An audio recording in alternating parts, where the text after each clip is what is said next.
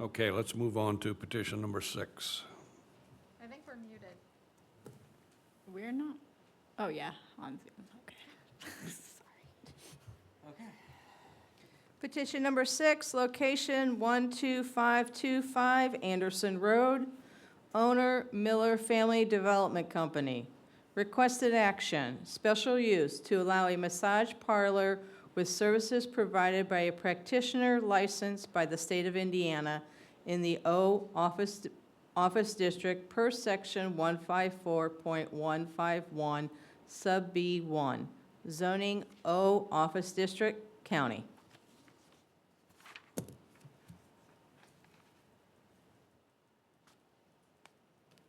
Thanks for everybody's patience during that. Give me one moment. Yeah. Shelley, could you just let's see.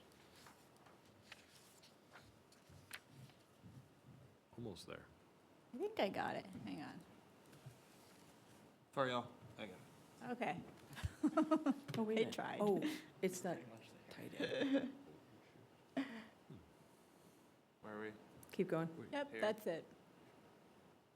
Okay, how do I get this in? There we go. All right. Still didn't work. It's fine. I got it. I got it. All right. Just come back. Yeah.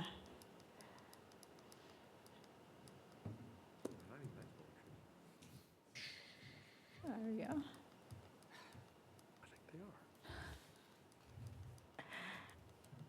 are. All right.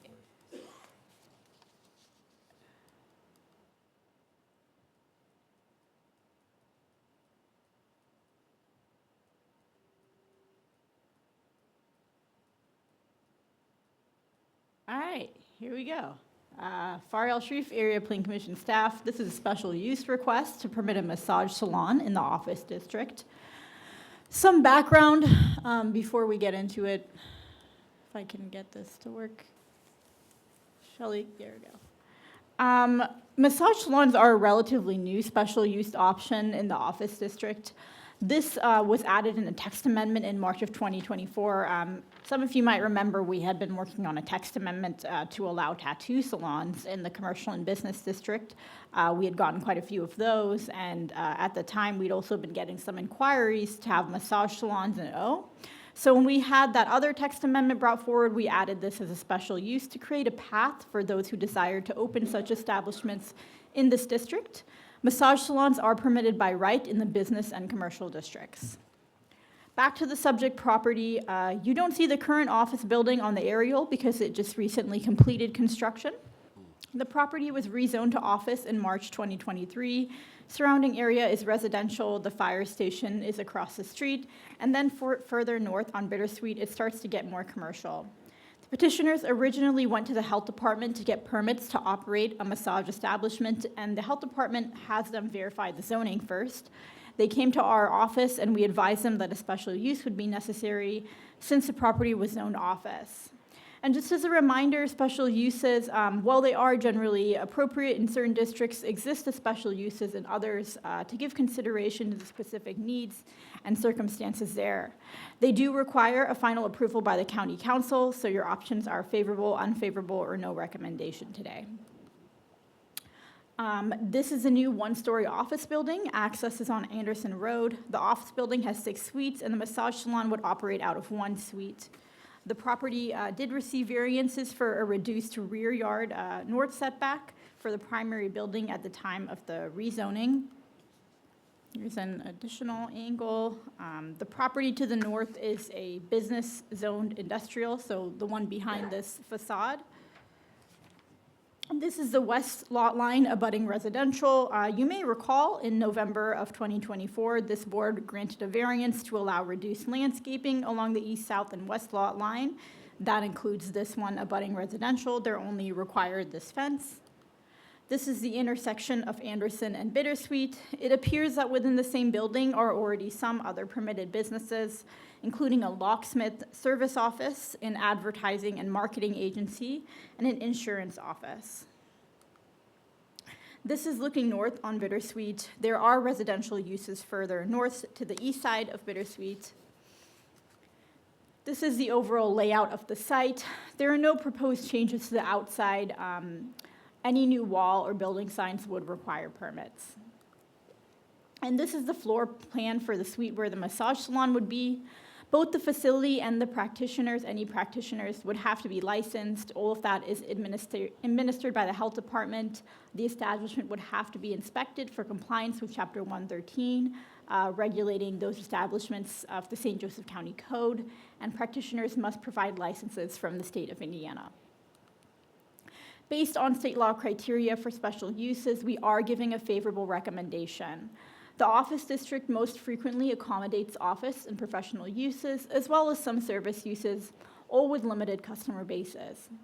Given commercial uses further north along Bittersweet and residential uses to the south and east, we find a massage salon would be appropriate here.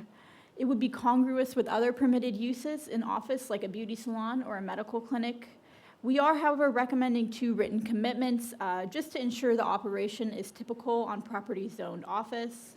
Those are in the staff report and on screen now. The first is to limit operating hours, kind of as a consideration to the residential uses around here. We found 9 to 9 to be typical of other service uses that are permitted in the office district, so that was a suggestion. Additionally, they're not, in the office district, they are permitted 1 dwelling unit if it's accessory or incidental to the primary use. We wanted to add a commitment to not permit that. Basically, staff wants to make sure that if approved, this doesn't result in any excess noise, traffic, or visitors that could adversely affect the neighboring residences, and make sure the establishment is in character with what is typically permitted in the district.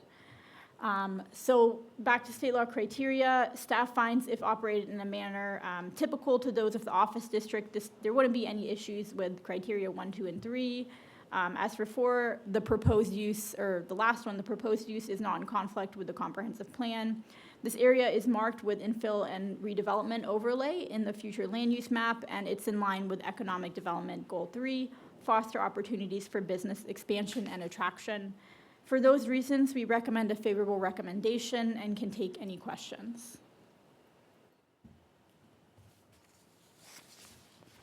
Board have any questions for staff? The petitioner present? Give us your name and address for the record, please. Name is Dennis Miller, office located at 806 Green Pine Court, Mishawaka, Indiana, 46545. We recently completed the building, I think it was around September. We have 1 unit left to rent. As you're probably aware, the Granger's growing pretty fast. We got a lot of businesses coming. And this particular business was also the issue in 2024 when they made the change for massage salons. This particular salon has 1, they're all licensed, they have 1 masseuse, 1 that does nails. The masseuse has an assortment of remedial medical things for relieving stress and things like that. And then they also do the relaxation, de-stressing. So would appreciate a favorable recommendation, and if you have any questions. Thank you, Mr. Miller. Any questions from the board?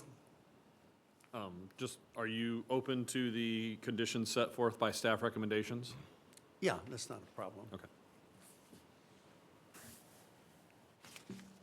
Very good. Thank you, Mr. Miller. Is there anyone in the audience wishing to speak in support of this petition? Anyone on Zoom wishing to speak in support of this petition? Anyone in the audience wishing to speak in opposition to this petition? Anyone on Zoom wishing to speak in opposition to this petition?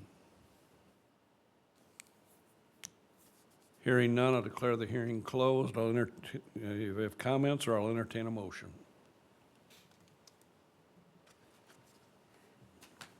Dr. Lauk, I make a motion that we recommend that the special use petition be sent to the county council with a favorable recommendation, subject to the comments and restrictions set by staff.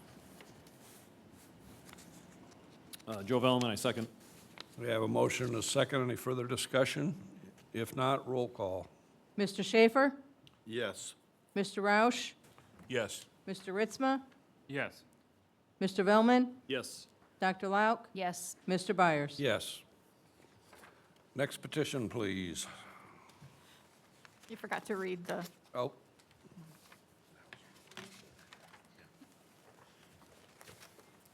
Take a break, you gotta retrain me. Based on the testimony presented, the Area Board of Zoning Appeals, after careful consideration, finds the variances be granted and will issue written findings of fact. nope, this one was a special use. You're sending it to the county council with a Yeah. favorable recommendation. Yeah, that's what I meant to say. That's the way to do it. Why she's here. Petition number 7, location 56049 Waynwood Drive. Owner Christina and Lena Nabowski. Requested action, variance number 1 from section 154.107 sub C 2 to allow a side north yard setback where setback of 5.5 feet, where a minimum of 8 feet is required for proposed shed. Zoning our single-family district, county. This is Sean Klein, Area Plan Commission staff. So the petitioner would like to construct a 120-square-foot shed at the north end of their property. They're proposing a 5.5-foot side setback as opposed to the 8-foot side setback, which is required. Although it's a fairly small shed, and I will note that there are other accessory structures in this neighborhood that are not meeting the rear or side setbacks fully. Staff is recommending denial on the grounds that it appears that there are other areas in the yard where the shed can be placed such that it would comply with all setbacks, and therefore, based on information available prior to this public hearing, we were unable to find any practical difficulty to support the variance. This is the house viewed from the street. And then the location of the proposed shed is between the house and the north property line there. I do see that setback might be required to have the shed in line with the house. However, when you look to the backyard, it appears that there's space back there where the shed could be constructed, which would not interfere with the septic and would meet the rear and the side setbacks.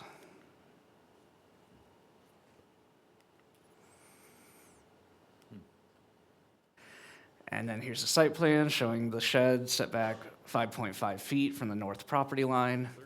You'll notice the septic in the southwest corner. Turning to the state law criteria, the setback variance shouldn't have any impact on the broader community such that it could be considered injurious to public health, safety, morals, or general welfare. Likewise, we find that since it's not a large accessory structure and there are other accessory structures in the neighborhood not meeting side or rear setbacks, that it would not affect the area in any substantially adverse manner. However, as stated, it does appear that there are other locations on the property which would fully comply with the development standards. Therefore, we do not see any practical difficulty and must recommend denial of the variance. I'm happy to answer any questions. Board have any questions for staff? I guess a clarification, does the other shed have to come into compliance then as well, too? The existing shed, Yeah. it's not currently in compliance, but the permitting related to that is unclear. Okay. Is this shed portable or stationary? The petitioner could probably speak better to that. Any other questions from the board? Petitioner present?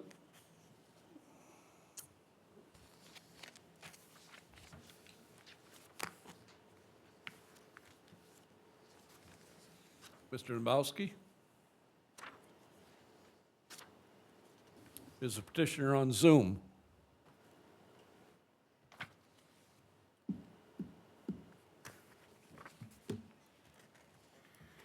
Did we lose him? Push it to next month or the end of the meeting. Somebody want to make a motion to table? You want to put it at the end of the agenda, see if I can get him to get back on? Yep, put it at the tail end. Yeah. All right, we'll move it to the tail end, just in case somebody might show up. In the meantime, let's move on to petition number 8. Does there need to be a motion? Yeah, we do need a motion to move it to the end of the agenda. Attorney Ritz, want to make a motion to table petition number 7 till the end of the agenda. Lance Rouse, second. We have a first and a second. Mr. Schaefer? You don't have to Yes. do a roll call on this one. You can All just in do all in favor? favor. Aye. Aye. All opposed? Move to the end of the agenda. Apparently, there is a limit to my power. I said it was a lot. I didn't say it was limitless. You don't feel like God no more, huh? Let's move on to petition number 8. Number 8, location, unaddressed 15.31 plus or minus acre parcel on the south side of Adams Road, directly south of the intersection of Adams Road and Pheasant Cove Drive. Owner, Ranch of Granger LLC. Requested action, variance number 1, from section 154.372 sub J3 to allow a 70-square-foot place identification sign where a maximum area of 32 square feet is permitted. Variance number 2 from section 154.372 sub J3 to allow a place identification sign with a height of 13 feet where a maximum of 8 feet is permitted. Variance number 3 from section 154.372 sub F2 to allow 0-foot front setback where 10 foot is required to allow a sign to be placed in an island with a private street easement. Zoning R Single Family District, County. Once again, this is Sean Klein, Area Plan Commission staff. You might recognize this property as part of the ranch subdivision which came before you, seeking approval of private streets as well as 25-foot front setbacks. The current petition is regarding their proposed signage at the entrance of the subdivision. By way of a little history, when the county was looking to amend their sign ordinance section in 2019, we did rely pretty heavily on the City of South Bend's sign section, which overall it did lead to a better structured and more modern signage chapter. However, I do feel like there were certain development standards that we probably didn't scrutinize enough in the county setting. And I do think that these place identification signs are one of those instances. The petitioner is requesting a surface area increase from 32 square feet to 70 square feet, which 32 does seem reasonable within a higher density residential environment where oftentimes streets have lower speed limits and are traveled at a lower rate versus a larger subdivision in a more suburban residential area, such as the subject property on a major county arterial. Similarly, we feel the same way about the 8-foot height as opposed to the 13 they're requesting. The sign that's being requested is consistent with other signs that are found in the immediate area as the entrance signs to subdivisions. Turning to the setback variance, this one's kind of unique because of the private streets. Come back to this. So the sign is going to be placed at the center of where the gates will be for entrance and exit. So it's effectively going to be placed in the middle on a landscape island, in the middle of the road, the entrance road. In this case, it's an ingress-egress easement, and it's placed on 2 lots. The property line runs down the center of the street, which is fairly typical for subdivisions with private streets. So in this case, the property line in question is the one that runs down the center of the street effectively. So it's not really making the sign any closer to any of the residential uses. It's just when they end up in separate ownership, it needs this setback to enable it to effectively run over the property line in the center of that street. So here's the property currently under development. There's a subdivision abutting to the north. I do want to mention that the side setback will allow this sign to be centered in the street as opposed to off into one of the lots where it would be directly across from one of the residential streets or one of the residential uses on the other side of the street. So it is going to have less of an impact at that location to neighboring residential uses. And there's some signs in the neighborhood for other subdivisions. A lot of elaborate signs exceeding the 8-foot height and 32 square feet limitation currently in the ordinance. As you can see, there's the proposed sign in the center of what will be the gate to the gated subdivision.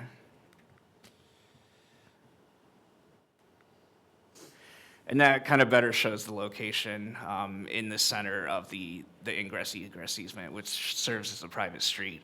It's still going to be well set back from Adams Road such that it's not going to interfere with sight when driving whatsoever.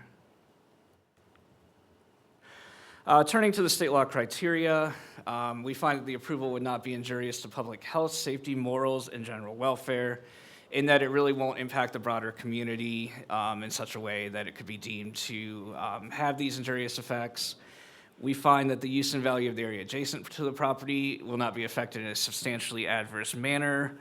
The sign is well-designed aesthetically. It's consistent in size and height to other more elaborate subdivision signs in the area. And as I mentioned, the 0-foot setback will, in this case, allow it to be centered in the road and not directly across Adams Road from other residential uses.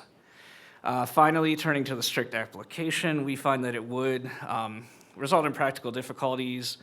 It would inhibit the ability of the developer to promote this subdivision in a way that provides visibility to residents, deliveries, and visitors, given the high rate of speed on Adams Road and kind of the long frontage of these larger subdivisions that you find out in the county. And then turning to the minimum front setback,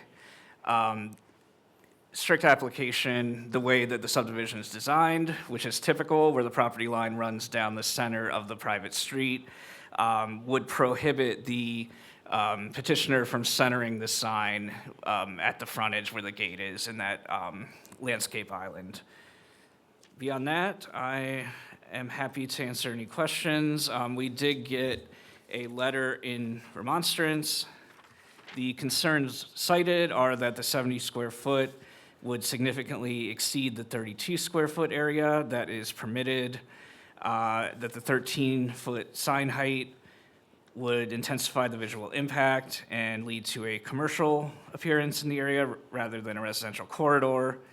And there were concerns with the 100-foot front setback related to visual safety, driver's sight lines, and that nature.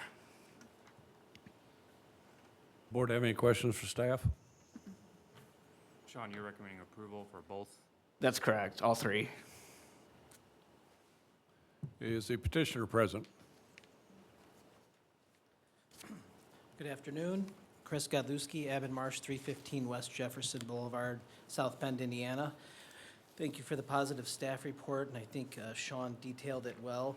One thing when you look at on the detailed, like engineered site plan, you'll actually pull off into the road, into the subdivision, and from the traveled lane to the sign, it's about 2 car lengths. So like he said, it's not usually at the corner of a residential lot. It's actually going to be inside the subdivision, 40-ish feet or so. And it's a very prominent sign. It's going to represent larger homes built in that subdivision. Yeah, and the quirky thing is he also mentioned about the ordinance. You're not just looking at the letter size and then the height where that is. you're looking at all the components that make up that structure, the base, the ledge in the top, the sides. You're including all that in the square footage and height. So like most grand entry signs, it's just more than just the lettering. So we agree, we feel it's fitting. And then as the one remonstrance letter of line of sight, again, this will be 40 feet in off the traveled road, so the best way to see it is really when you pull in the drive, and I think it's not going to create line of sight issues. And it is an aesthetic fitting for a residential subdivision, thus the nature of the homes are going to be very one-of-a-kind, unique, and it's kind of a rustic sign, so I can answer any detailed questions you have, and we ask for you to approve it.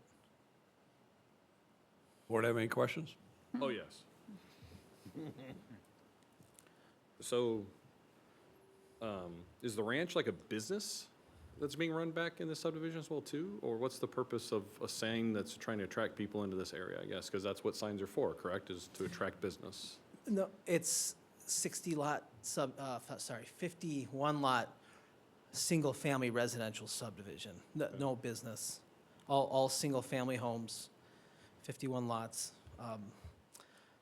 No, ranch is just the name, marketing. And Nothing more than that. staff said, and I think I recall, it became a private road. This is a gated community now, correct? Correct. And as you see, those will actually be gates. They'll be, I don't know how they, like a fob on your car monitors how they open and close. There's a number of those in the greater region, but not many.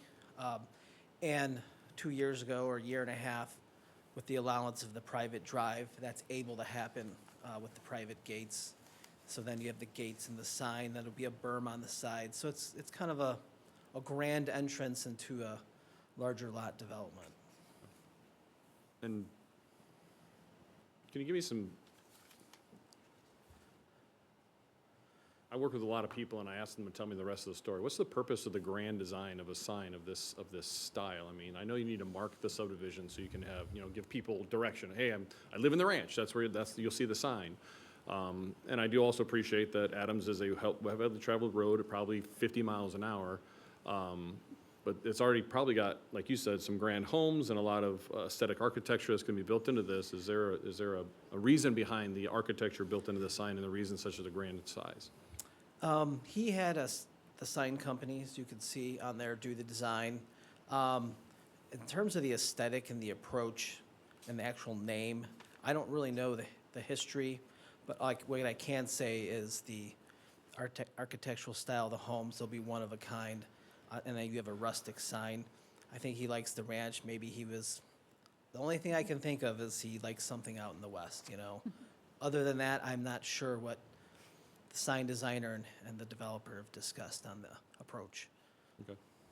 Thanks, Chris. That's all I got. Other board questions? Thank you, Chris. Thank you. Anyone in the audience who wishes to speak in support of this petition? Anyone on Zoom wishing to speak in support of this petition? Anyone in the audience wishing to speak in opposition to this petition? Please come forward and give us your name and address for the record, please.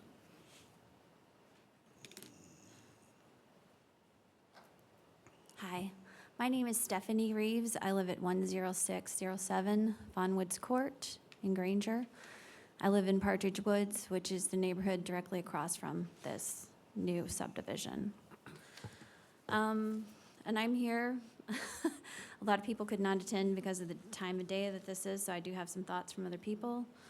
But I do want to say that we feel that the sign is too tall for the area. If you look at other subdivisions that are across the street, such as Partridge Woods, Sherwood Forest, Blackstone, they're all smaller signs. It's a rural area. We do not feel that a tall sign is necessary. They're not advertising a donut shop. People should know where they live. Therefore, they shouldn't need a giant sign. Also, we're concerned about the statement with the 0 setback versus a 10-foot required. I don't know exactly what all that entails, but it sounds like it's getting it closer to the road. And one of the things that's in this area, because I've lived in this area for over 20 years, is that there are a lot of deer that have been hit on that road. And so anything that would block the deer or us seeing the deer would be a big concern. So even if, because there's deer that run around in the neighborhood even on occasion, and they could, even go across the street, and maybe there's a fence, they can't get through that way, so then they're gonna come back across the road the same way. So I just wanted to mention that as well. And we also feel that a taller sign would be a distraction for someone looking up as opposed to looking ahead level and seeing those deer that could potentially be crossing. And it's also in a area where it's basically an open field. It's not like there's big 100-year-old mature trees where you can't see this sign.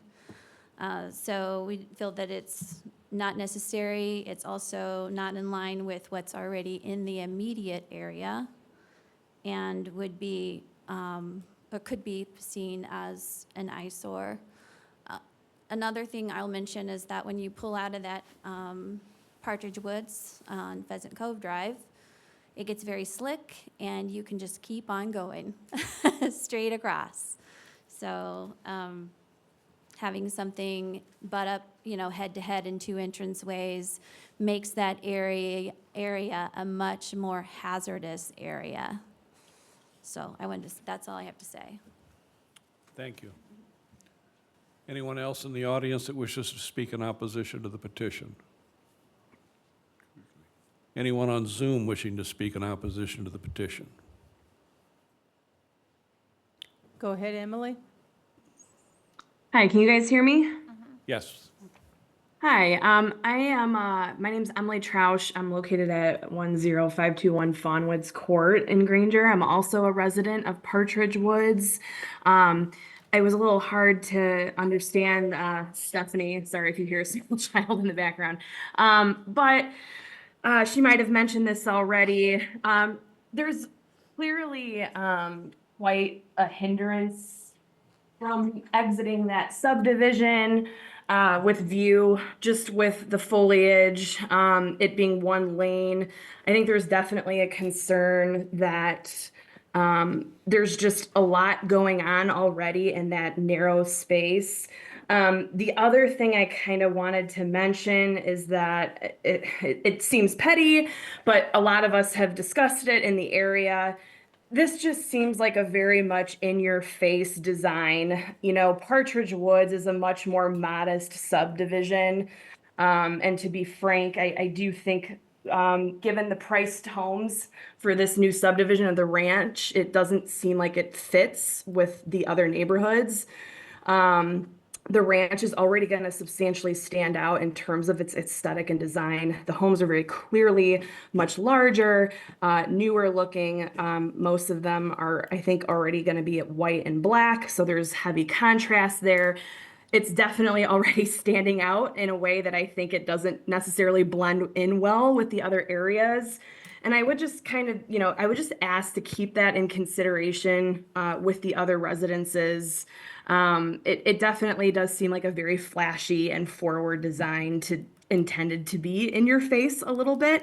I think I would feel differently if the entrance to the subdivision was actually placed in between where the two entrances to Partridge Woods are. That would be another story, but I think because it is directly in front of another subdivision entrance, it just, I don't know, it seems a little distasteful in my opinion. But after seeing the designs, I'm glad to see it wasn't as, wide as I think we initially were reading the paper of being 70 feet. However, I'm concerned just in overall how to exit out safely. The view is already really hard when trying to turn right or left out of there. And then just again, to recap, it just seems like a total mismatch for the area. And I would just ask for the board to make that a consideration. Thank you, ma'am. Anyone else on Zoom that wishes to speak in opposition? Hearing none, Chris, would you like to respond to any of those comments? Again, Chris Gadlowski, Abendmarsh. The two persons who spoke against a number of those comments. First, the entrance of this subdivision, which is the only one on Adams, has to line up with Partridge. County engineer required it, we agree. And the purpose of that is so when two people are turning the opposite way, there's no conflict point. So this is the safest entrance you could have when you plan it in this section of the road. And that's just a fact there.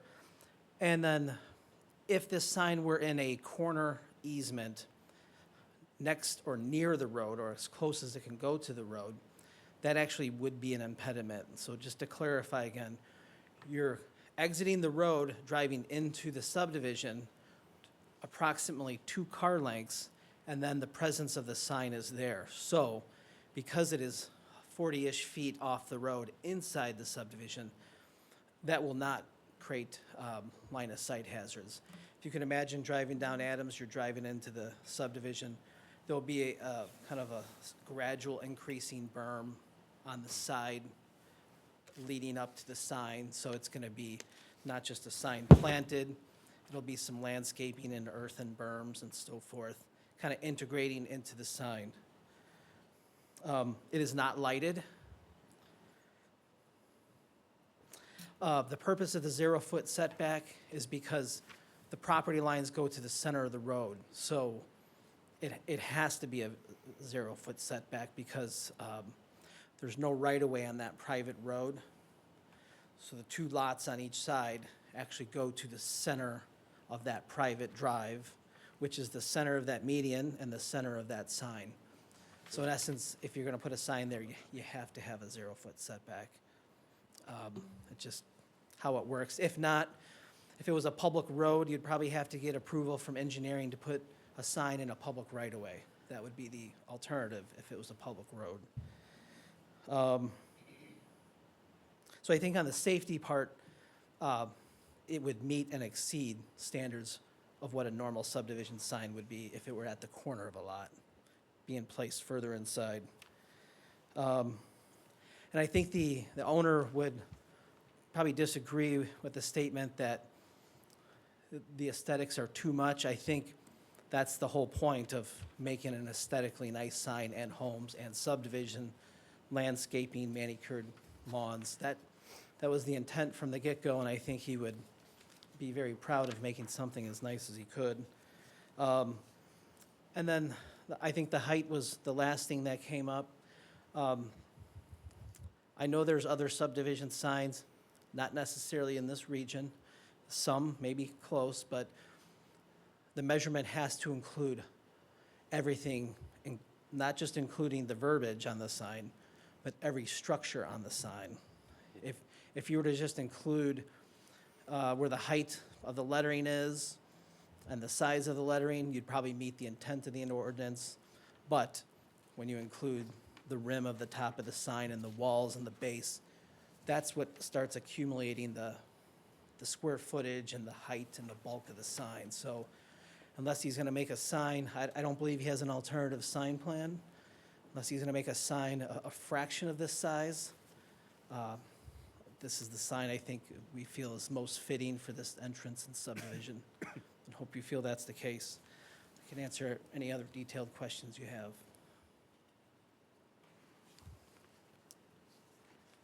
Any other questions from the board? Chris, is the owner against scaling down the size of the sign, like height-wise and anything? Like I just said, I don't know of him having any other alternatives, sign plans. Would he be I know against? he's put a lot of consideration and thought into this. I think this was a long time coming. We knew he was going to probably have to get a variance. He knew what the size and shape is, but again, when you start adding those other components, I think that's just how it expands. So he was aware of the regulations. I think he's also just trying to make something that fits.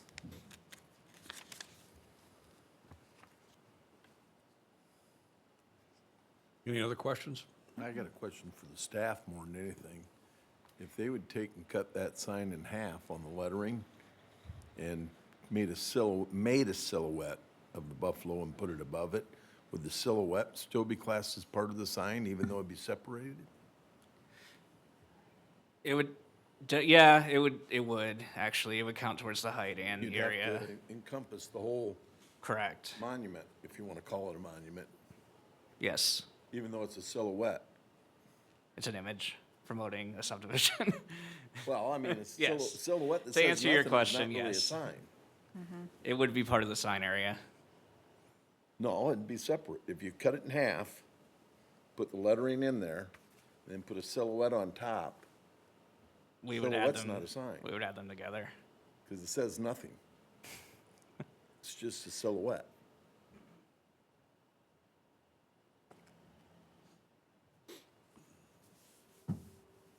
Any other questions, comments? I'm just asking.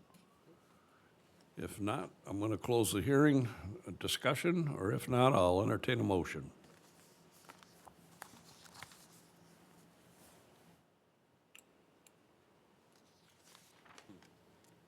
Dr. Lauk, I make a motion to approve the developmental variance petition as presented with staff conditions.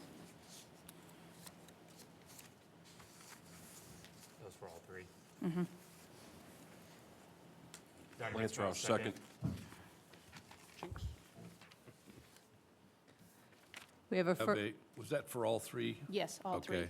Sorry. We have a motion, a second. Roll call. Mr. Roush, Yes. Mr. Schaefer, Yes. Mr. Velman, No. Dr. Lauk, Yes. Mr. Ritzma, Yes. Mr. Byers. Yes. Based on the testimony presented, the Area Board of Zoning Appeals, after careful consideration, finds the variances be granted and will issue written findings of fact. Next petition, please.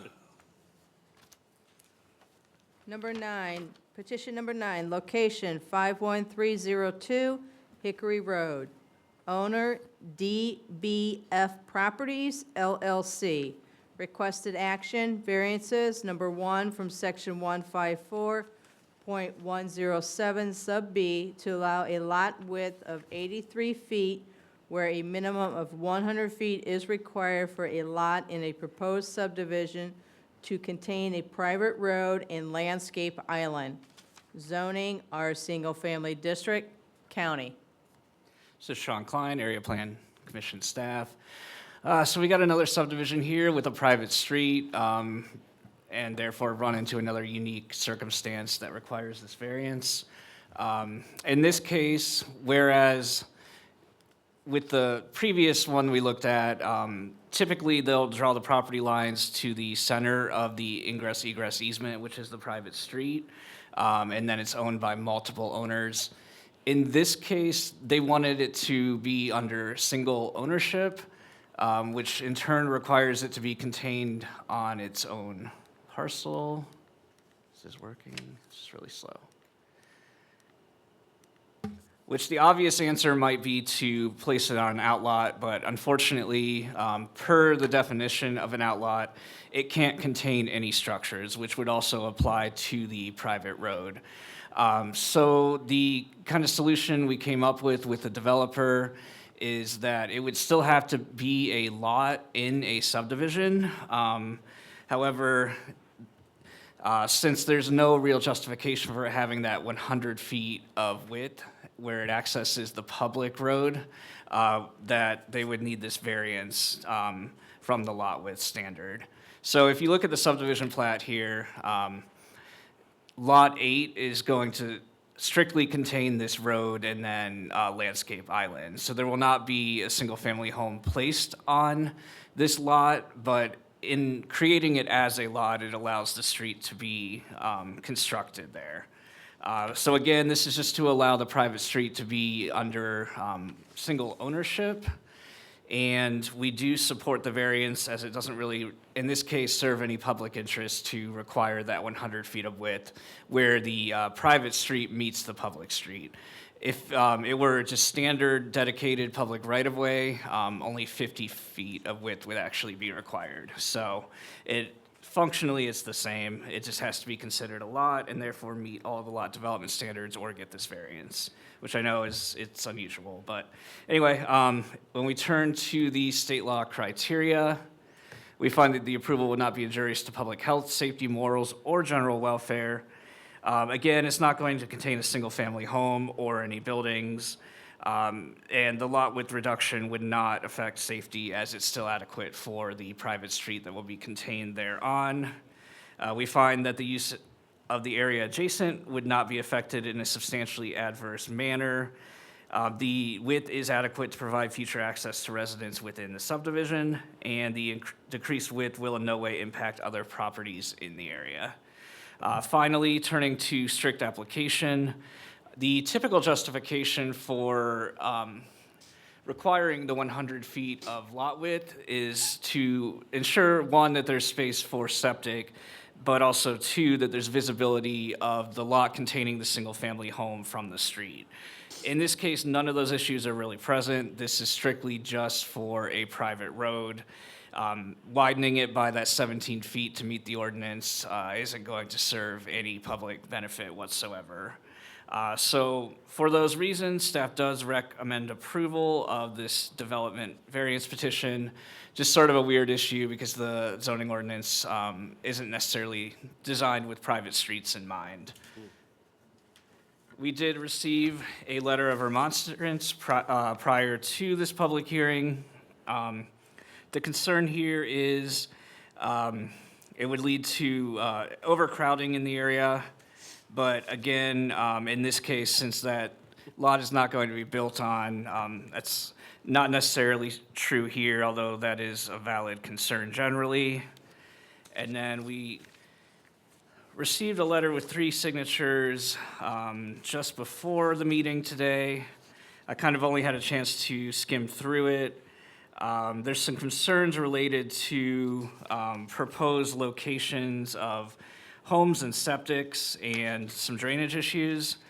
I can't say that none of that's really been finalized yet. This is still going through subdivision approval.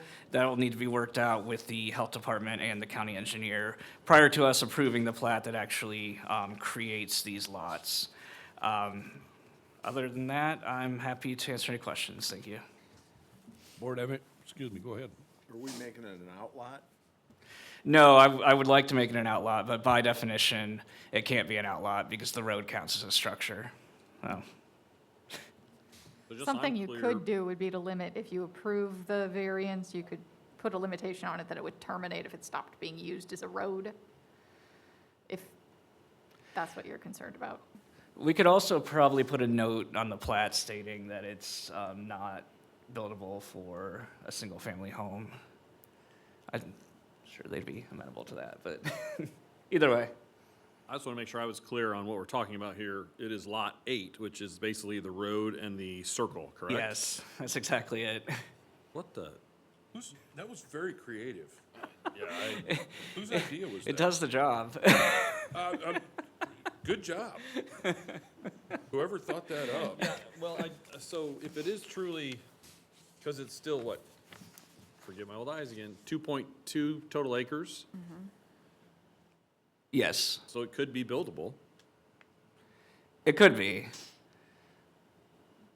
Could make it a playground, too. That's an issue, so, in my mind, so yeah, okay. Understood. Just clarifying what we were talking about here, because I got to a point, I'm like, what in the world are we talking about? Now I see, Lot 8, which is not a lot.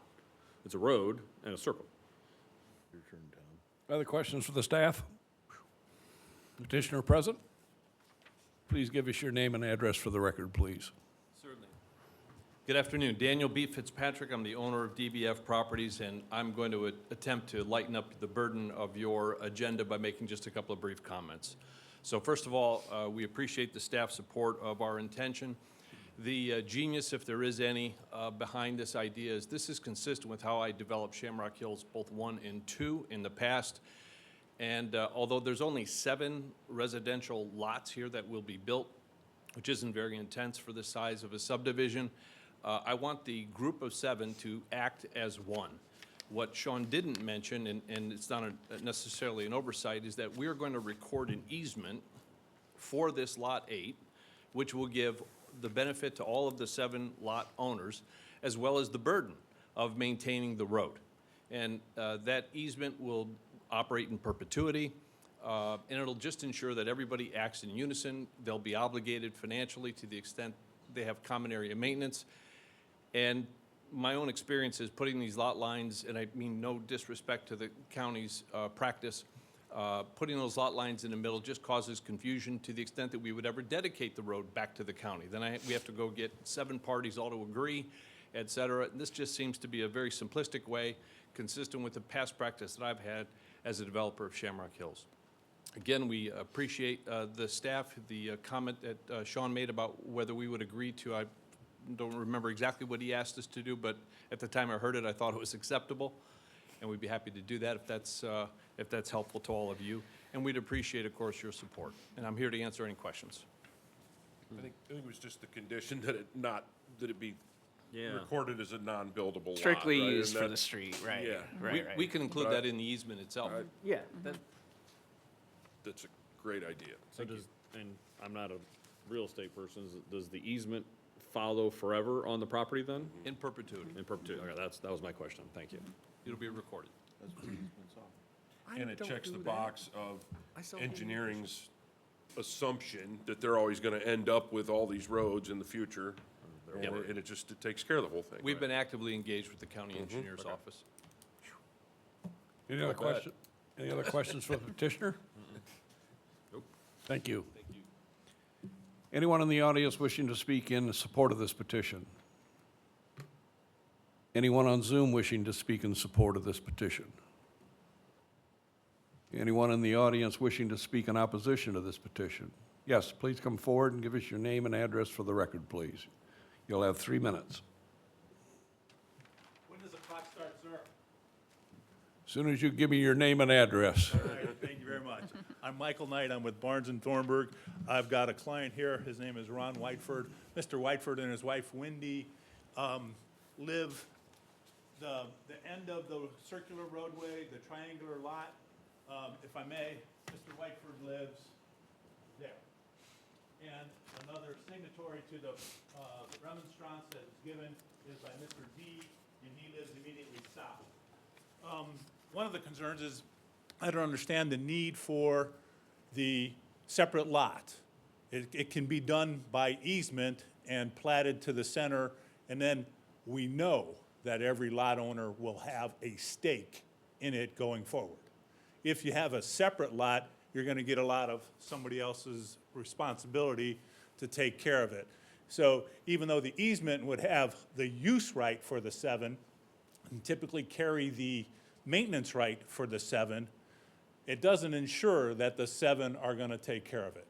So to create a separate lot and to create a separate parcel number doesn't seem, and so the big question there is why, and it doesn't seem of any benefit, and it doesn't seem that there's any practical difficulty to the lot that he's got, the full development, for doing it that way. And we're also concerned, as stated in the remonstrance, and it wasn't this drawing, it was a different drawing that showed some tentative locations for the homes and some tentative or some topographical lines. Everything is going to drain into the subdivision next door. And the septic field that was shown was in the setback. So Mr. Whiteford's property and Mr. D's property are gonna be in that low spot collection area. And some of the flood, although it's just taken from the internet, some of the flooding or low spot, it's a historical low spot in the southeast corner of this development. So my clients are in the southeast corner, right next to abutting. We want to make sure that the topography, the drain, the stormwater runoff, and all of that is taken care of.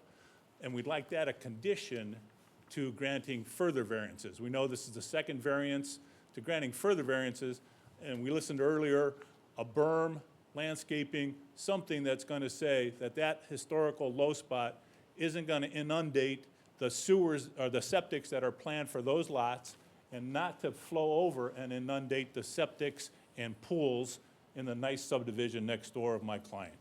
Thank you very much. I'll answer any questions. Just as a point of clarification, and I appreciate your concerns about the drainage, but that's all going to be part of the plat approval process, which we really don't have any control over. I'm assuming that where are we at in the platting? Was it? That will receive a public hearing for primary approval April 17th at 8:30 in this room. Is that AM or PM? AM, sorry. Thank you, sir. I just wanted to point out that And that that wasn't question's something that we relevant. really had any jurisdiction over. But we will have the petitioner come back and try to address your question as to why they're approaching it this way. Thank you, thank you. Is there anyone else in the audience that wishes to speak in opposition? Is there anyone on Zoom wishing to speak in opposition to this petition? Mr. Fitzpatrick, would you like to take another run at the? Happy to do my best. Again, Dan Fitzpatrick, owner of DBF Properties. Just a couple of things. I can't articulate, I think, any clearer why we wanted to have Lot 8 created. There is going to be an easement recorded one more time, binding as well as providing a benevolent benefit to each of the 7 home sites. I was here a few weeks ago, and I think I shared with you all that these 7 home sites, 5 of these are likely going to be members of my family. That's why we're having a gated community, and it will be private. Whether we take care of it or we don't will be our issue. Once I dedicate it, the game changes. Now, the county and others, the public, would have a vested interest in it. I will tell you, and I hope everyone would take a small leap of faith with me, I developed Shamrock Hills 1 and 2 almost 35 years ago. I think it has stood the test of time of a high-quality residential development. We will do the same here. With respect to drainage, there is a neighbor from Woodland Hills, a Mr. Teixeira, who's down in the southeast corner, who is a longtime acquaintance of mine who contacted me. Other than that, I have not heard anyone object or have a remonstrance. We totally respect that, of course. There is going to be minimal topography change on this site. I have my engineer with me here from JPR. As you indicated, we're going to work this all out with the county engineering. We do have a storm water management system, but I would make a comment, and any engineer I think would accept this, that the permeability of farmland is far less than the permeability of residential landscaping. You have a plant, you have a row, you have dirt. It's harder for the water to be held. With residential landscaping and grass, it'll be much easier to be managed. I will allow anyone to investigate the density of these 7 lots in terms of septic systems, et cetera. It'll all be contained, all done to county spec. Whatever standards and practice they have, we'll certainly observe it. And I'm certain that both the stormwater drainage won't change from where it is now. In fact, I think it'll improve because we're going to put structures in to deal with that. And the residential landscaping, I think, will enhance it. And with whatever has to occur with respect to septic, we're going to take the county's guidance. Thank you, sir. Thank you. Board have any other questions? If not, then I'm going to close the hearing, and if there's any discussion, or I will entertain a motion.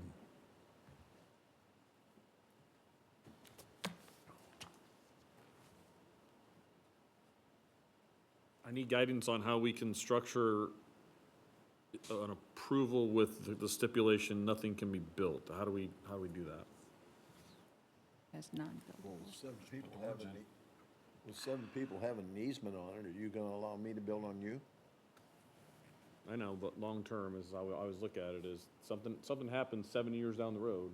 I know the easements are forever, I get They're that. forever. I and get it's where all- that goes. And all 7 people have the right to use the same piece So, of okay, so property. somebody walk me through that then. So how does that look? Is that technically is a recorded buildable lot with easements from 7 other individuals. What does that look like for probability in the future of something to be built onto it? Very little, but in theory, 70 years from now, everyone could agree to allow a house in the middle of that. Well, especially if 5 of them are family. Well, and you're never gonna get, there's no front, I mean, I know. it's I think that probably the irrelevant. simplest method would be a written commitment that it will only ever be used as a street and cul-de-sac, and that the variance terminates if that is ever used for anything else. Right, that Lot 8 is non-buildable. You can't call it non-buildable because then you can't make the road.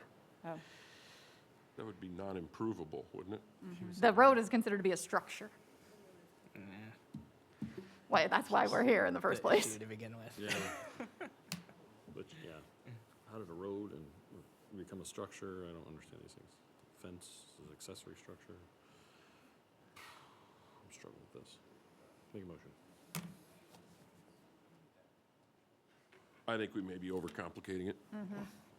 Donnie Ritzma, I'll make a motion to approve the variance as requested with the condition that in the easement that's going to be recorded, there be a statement in there that Lot 8 would only be used as a street and a cul-de-sac.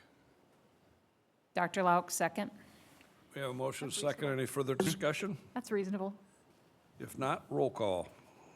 Mr. Roush? Yes. Mr. Schaefer? Yes. Mr. Velman? Yes. Dr. Lauk? Yes. Mr. Ritzma? Yes. Mr. Byers? Yes.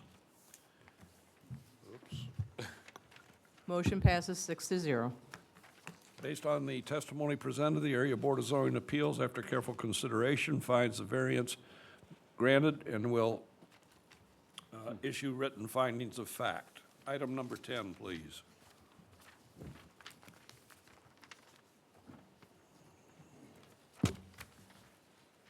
Location 10145 Pearly Avenue. Owner Robin Walkow. Thank you, Walkowitz. Appreciate that, sorry about that. Requested action, variance number 1 from section 154.070 sub C to D to B to allow for a 6-foot privacy fence in the minimum side yard of a corner lot abutting a street to extend beyond the rear building line of the primary dwelling.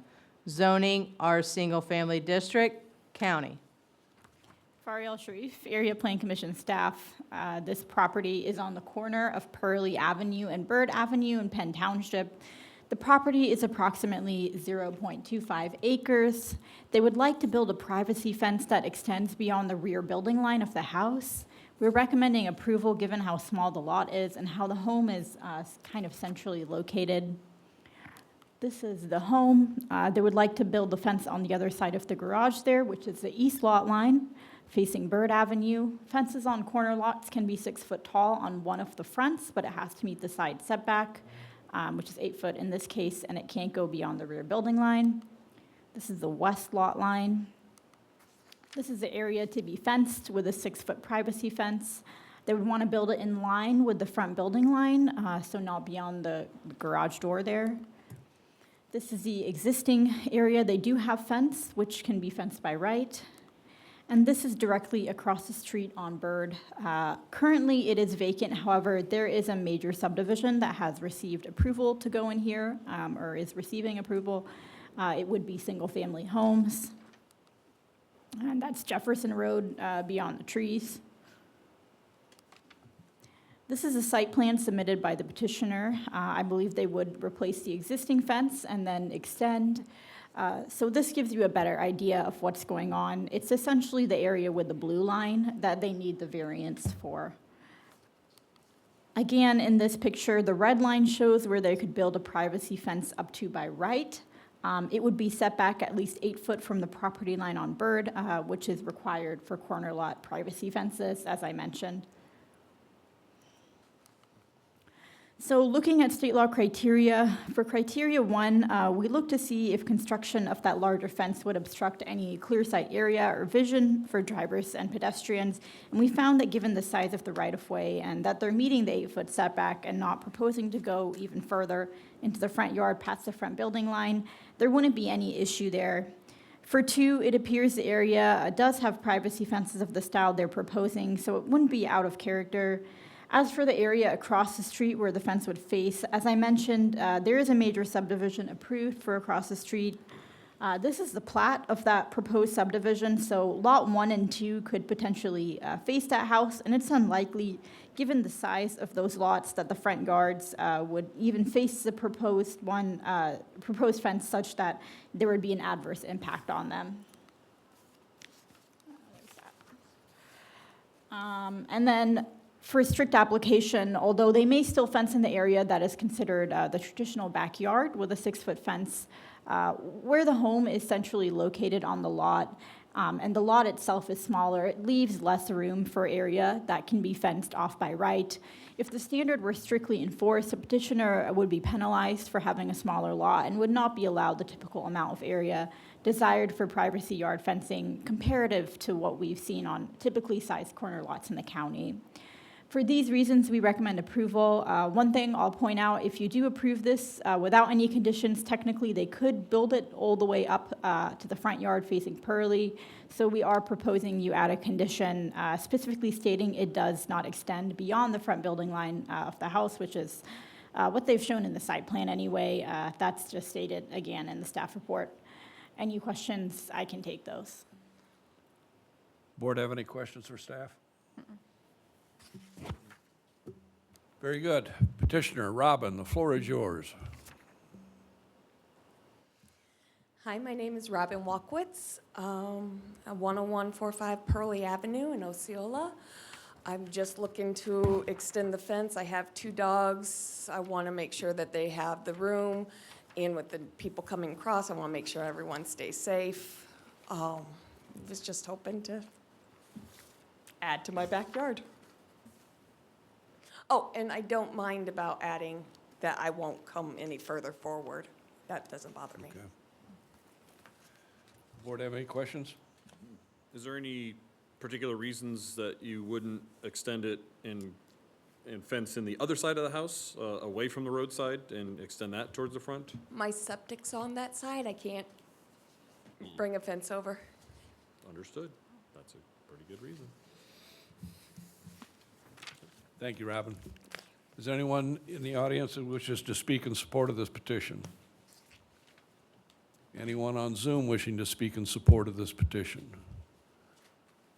Anyone in the audience wishing to speak in opposition to this petition? Anyone on Zoom wishing to speak in opposition to this petition? I'm going to close the public hearing. Have any comments? If not, I will entertain a motion. Donnie Ritzma, make a motion to approve the variance as requested with the 3 conditions imposed as outlined in staff report. Dr. Lauk, second. We have a motion and a second. Roll call. Mr. Roush? Yes. Mr. Schaefer? Yes. Mr. Villman? Yes. Dr. Lauk? Yes. Mr. Ritzma? Yes. Mr. Byers? Yes. Motion passes 6-0.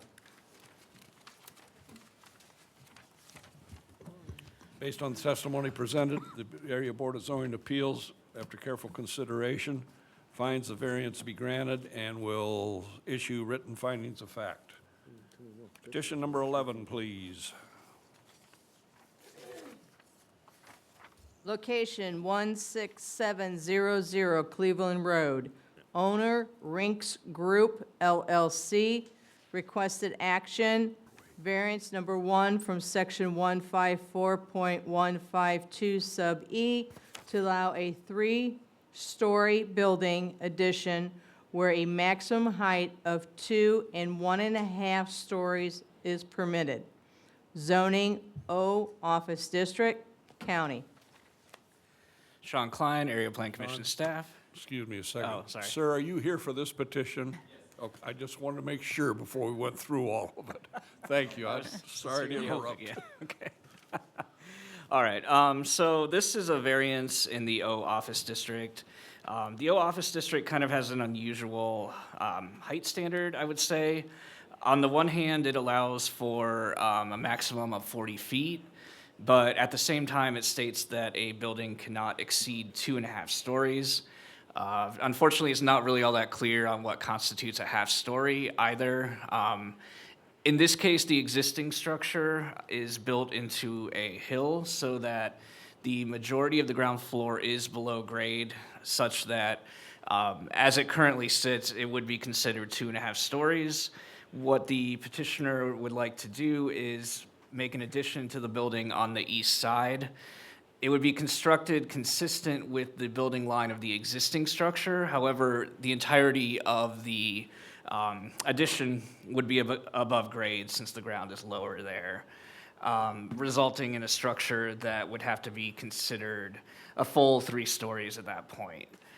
Staff is recommending approval of the variance. The actual height of the structure overall isn't increasing when you measure it from the lowest point of grade. It's still going to be 33 feet in height, which is below the 40-foot maximum.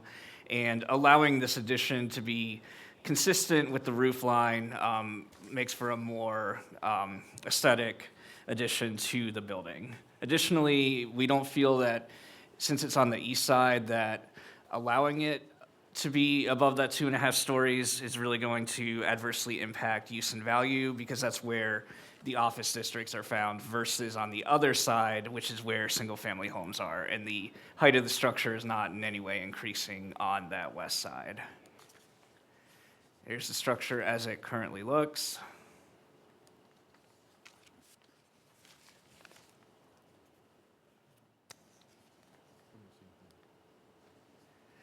And then this is looking to the east. This is showing the proposed addition that's on the east side. North is oriented that way. And this is what the ultimate product is proposed to look like. Again, the addition is on that east side, and at the frontage, the height is consistent.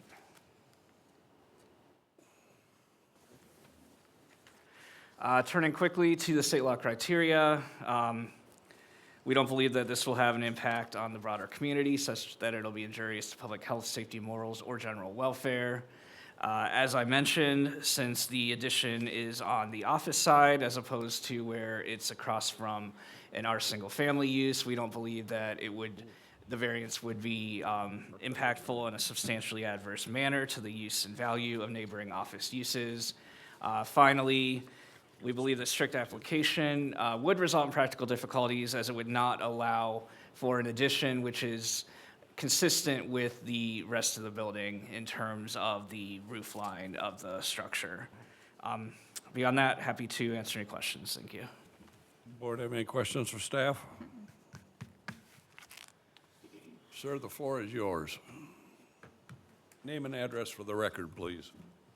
Yeah, hi, good afternoon. My name's Peter Rinks, the owner of the Rinks Group, and my address is 16700 Cleveland Road, Granger, Indiana.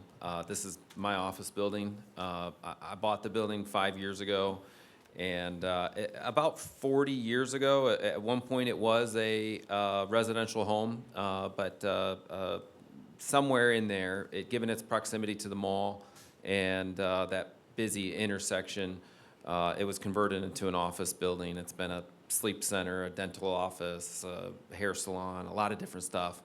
And so when we bought it, there was a flood. We renovated it, did a cosmetic renovation, but didn't really do much to it structurally. And being in there for the last 5 years, the roof is bad, the windows are bad, the doors are old. It needs a big refresh, and we thought this would be a good opportunity to really convert it from the residential appearance over to a full office, to where it visually appears as an office building, not really a home. If you go back, Sean, real quick to where you can see the garage from the front, you'll see it is 3 stories currently. And so the addition is matching that floor plate of the 3 stories, and then putting a flat roof on it instead of the current sloped roof. And so we're really excited about the project, and happy to answer any questions you have. Board have any questions? Thank you, sir. Thank you. And I don't know if all the meetings are this long, but thank you for your service. That was a lot. So sorry. It's kind of our fault it's this long. Anyone in the audience wish to speak in support of the petition? Anyone on Zoom wishing to speak in support of the petition? Anyone in the audience wishing to speak in opposition of the petition? Anyone on Zoom wishing to speak in opposition of the petition? I'll declare the public hearing closed. I'll entertain a motion. Dr. Lauk, I make a motion that we approve the developmental variance petition with any staff-imposed conditions. Donnie Ritzmo, second. We have a motion and a second. Roll call, please. Mr. Roush? Yes. Mr. Schaefer? Yes. Mr. Vellman? Yes. Mr. Ritzma? Yes. Dr. Lauk? Yes. Mr. Byers? Yes, based on the testimony presented, the Area Board of Zoning Appeals, after careful consideration, finds the variance be granted and will issue written findings of fact. This is interesting. Petition number 12. Before we proceed, is the petitioner present on Zoom? I think this is the petitioner. Yeah, that is. Technically, Yeah. So, Mr. Archuleta had requested a reasonable accommodation for a voice-related disability that would, was granted where he was supposed to be present on Zoom so that he could answer questions that the board might have via the chat function. You have no idea how much I would like to tell you. You should just dismiss it because he's not here. But since we had such significant problems with the Zoom today, I don't think that I can give you that advice. I think that if he does not appear to be online, I think that you should take the option to table it to the May meeting. Because he could We can chat. chat or type. That was what I had told him, that was the reasonable accommodation that he was granted, is that he could submit the petition, the written statement in place of his full written, normal presentation, and that he would need to be available on Zoom so that he could answer any questions that the board had via the chat. And he is not on the Zoom. Or, didn't it say in his thing that she gave us today, the written thing, that serves as his? That was his statement, but he has to be present under your rules. And the board needed to be able to ask him questions because having read through everything that he sent, I don't know what his actual, appeal is. No, I understand. So then, sort of unrelated, but the same lines, number 7, you're saying they have to be present? Your rules require that the petitioner be present, and if they are not, then you are to dismiss or table the petition. And he was granted an accommodation for that so that he could appear by Zoom and just answer questions via the chat Okay. and use the So written 12 and statement. 7 are different in that regard. Okay. Joe Vellman, I would make a motion to table petition number 12 until the May meeting. Lance Roush, second. We have a motion and a second. Roll call. Dr. Lauk? Yes. Mr. Ritzma? Yes. Mr. Schaefer? Yes. Mr. Vellman? Yes. Mr. Roush? Yes. Mr. Byers? Yes. Joe Vellman, Are I would any- also like to make a motion to table petition number 7 until the May. Sid Schaefer, second. We have a motion and a second. Table petition number 7 till May. Roll call. Dr. Lauk? Yes. Mr. Roush? Yes. Mr. Schaefer? Yes. Mr. Vellman? Yes. Dr. Byers? Yes. Mr. Ritzma? Yes. Findings of fact, February. Would someone like to make a motion? Hold on here.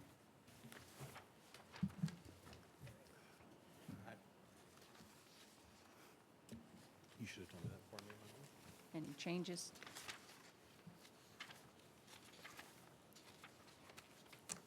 Dr. Lauk, I make a motion to approve the findings of fact as presented.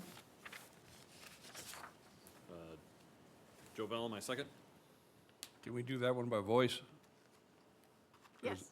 Nobody on Zoom. We're all here. Yep, there's nobody on Zoom, so you can just do a regular voice vote. All in favor signify by saying aye. Aye. Aye. Those opposed, same sign. Approval of minutes for those 4 months that are listed. Donnie, are there any changes you need made in those? I did not note any. Can we take them all together? Unless there was any specific changes to one of them, you can do them all together. I would just name them all in your motion.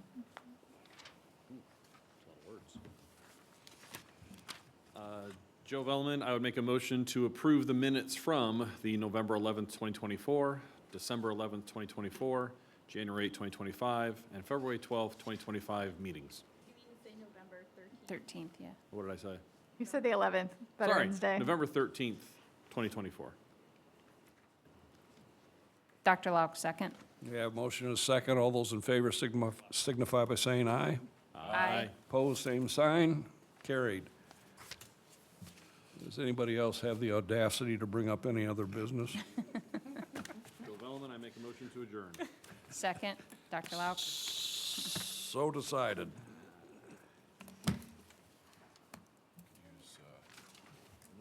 Get out of jail free card for my parking violation. Motion to adjourn? Yeah. Yes, we had one. We They were didn't so- actually And I vote on it, seconded. though. Yeah, we have a motion and a second to adjourn. All in favor signify by aye. Aye. Opposed, same sign. Carried. There you go.